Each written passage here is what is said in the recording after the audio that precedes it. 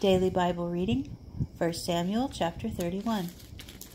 The Philistines attacked Israel, and the men of Israel fled before the Philistines, and many fell on Mount Gilboa. The Philistines pursued Saul and his sons, and the Philistines struck down Jonathan, Abinadab, and Malchishua, sons of Saul. The battle raged around Saul, and some of the archers hit him, and he was severely wounded by the archers.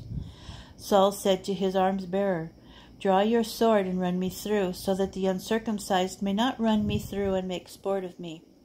But his arms-bearer in his great awe refused, whereupon Saul grasped the sword and fell upon it. When his arms-bearer saw that Saul was dead, he too fell on his sword and died with him.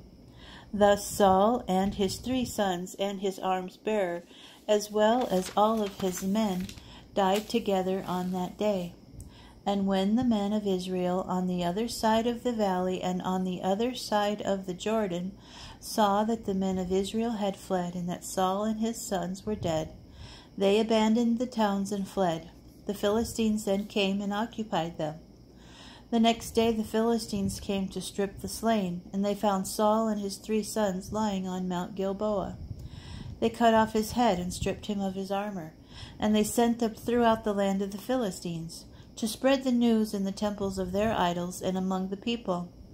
They placed his armor in the temple of Ashtaroth, and they impaled his body on the wall of Bethshan. When the inhabitants of Jabesh Gilead heard about it, what the Philistines had done to Saul, all their stalwart men set out and marched all night.